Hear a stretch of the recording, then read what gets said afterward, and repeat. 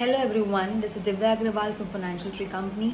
आज हम बात करेंगे बहुत ही इंपॉर्टेंट टॉपिक पे, जो कि है how you can calculate income tax liability. यानी आप अपनी इनकम टैक्स लायबिलिटी कैसे कैलकुलेट करेंगे and how you can pay the income tax. सबसे पहले समझते हैं कि इनकम टैक्स होता क्या है।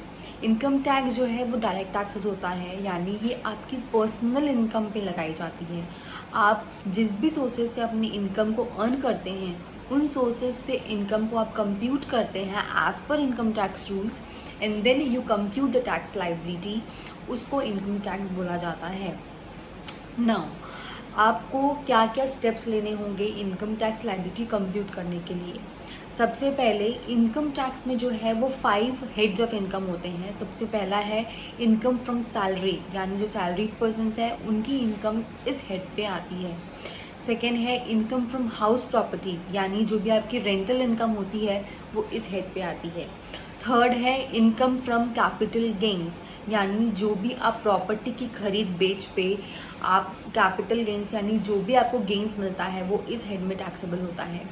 Fourth is income from other sources, यानी जो भी आपकी अदर सोर्सेज इनकम है, योर इंटरेस्ट है, आप कमीशन अर्न करते हैं, आप इंश्योरेंस कमीशन अर्न करते हैं, आप कुछ भी, आपके बैंक इंटरेस्ट है, आपके एफडीआर इंटरेस्ट है, आपके डिविडेंड्स है, ये सारे इन हेड्स पे आते हैं। And the last is income from business and profession, यानी आपका जो बिजनेस होगा, आपका जो प्रोफेशन होगा, उसका जो प्रॉफिट होगा वो इस हेड पे आता है।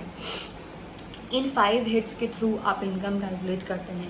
सपोज़ कीजिए अगर एक इंसान की बिजनेस है तो वो अपने बिजनेस हेड पे इनकम लेगा, जो उसके बैंक के इंटरेस्ट आएंगे वो अदर हेड्स पे जाएंगे। अगर वो उसकी प्रॉपर्टी कोई रेंट पे है तो वो हाउस प्रॉपर्टी हेड पे जाएगी। अगर वो कहीं पे सैलरी है, कहीं पे सैलरी करता है और पार्ट टाइम बिजनेस करता है तो उसकी सैलरी इनकम सैलरी हो जाएगी। ये पाँचों हेड्स की इनकम कैलकुलेट करते हैं। नाउ ये पांचों हेड्स की इनकम जो कैलकुलेट होती है, ये इनकम टैक्स के रूल्स है। इनकम टैक्स एक्ट में इनके अलग अलग नॉर्म्स दिए गए हैं, जिसके हिसाब से हर हेड की इनकम कैलकुलेट होगी, and then you reach to the your income, your total income. Now this is called your gross total income. ये आपकी ग्रॉस टोटल इनकम होती है। ये होती है आपकी सेट ऑफ लॉसेस के बाद में, यानी आपकी जो भी इनकम होगी हर हेड की, फर्स्टली आप इंटर हेड एक ही हेड से, अगर आपके कोई लॉसेस पिछले सालों का कैरी फॉरवर्ड है या इस साल के लॉसेस हैं, उसको एडजस्ट करेंगे, एंड देन इंटर हेड एक दूसरे हेड से जो कि इनकम टैक्स के नॉर्म्स में दिया गया है उसके हिसाब से एडजस्ट करेंगे, and then you reach a gross total income.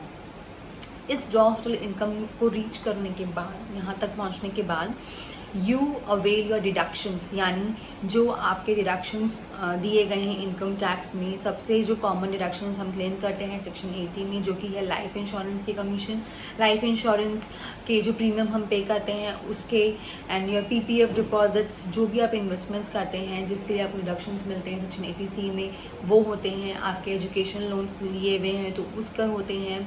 Then your मेडिक्लेम्स लिए होते हैं, हेल्थ बेनिफिट्स कुछ लिए होते हैं, उसके होते हैं। बहुत से सेक्शंस हैं जिसके अंदर आपको इनकम टैक्स डिडक्शंस मिलते हैं। You subtract that deductions from your gross total income and thereby you reach your total income. आप अपने टोटल इनकम पर पहुंचते हैं। नाउ कुछ ऐसी चीज़ें, कुछ ऐसे एसएससीज है जिनकी इनकम एग्जेम्प्ट होती है टोटली, तो उस केस में उनकी इनकम एग्जेम्प्ट हो जाएगी। रेस्ट ऑफ द पर्सनस के लिए हम समझेंगे कि आइदर वो रेजिडेंट है या नॉन रेजिडेंट है। अगर वो रेजिडेंट है तो अकॉर्डिंगली उस हिसाब का स्लैब रेट के हिसाब से टैक्स कैलकुलेट होगा। नॉन रेजिडेंट्स है तो उस हिसाब से स्लैब रेट के हिसाब से इनकम टैक्स होगा। नाउ आप जब टोटल इनकम तक पहुंचते हैं, you apply your slab rate if you're individual, HUF companies directly 25%, 30% taxable होगा। पार्टनरशिप फर्म्स में डायरेक्टली 30% टैक्सेबल होगा। जो भी नॉर्म्स है उसके हिसाब से आप टैक्स रेट लगाएंगे। देन जो आपके सरचार्ज और एजुकेशन सेस है वो लगेगा, and then you reach your tax liability. इसमें आप लेस करेंगे जो भी आप एडवांस टैक्स पे कर दिए हैं। आपका जो भी टैक्स डिडक्ट हुआ है, यानी जो TDS आपका डिडक्ट हुआ है वो आप लेस करेंगे। अगर आपने कुछ टैक्स पे किए हैं तो वो लेस होगा, and then you reach your net tax liability. उसमें आपका इंटरेस्ट ऐड होगा, सेक्शन 234A-B-C का।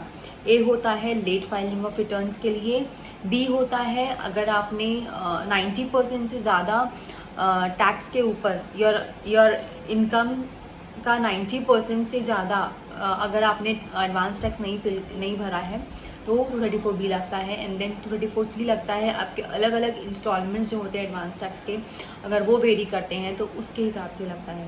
Your interest will be levy 234A-B-C and then you reach your tax liability. इन सारे प्रोसेसेस के थ्रू होते हुए आप अपनी टैक्स लायबिलिटी तक पहुँचते हैं and then that is the amount which you pay as your income tax. So एक जो चार्टर्ड अकाउंटेंट होता है वो इन सारे हेड्स के थ्रू होते हुए हर एक इनकम कैलकुलेट करता है इनकम टैक्स के हिसाब से and then it reaches your income tax liability. अगर आप अपनी इनकम टैक्स लायबिलिटीज़ कंप्यूट नहीं कर पा रहे हैं तो please reach us. We do provide the IGR filing services.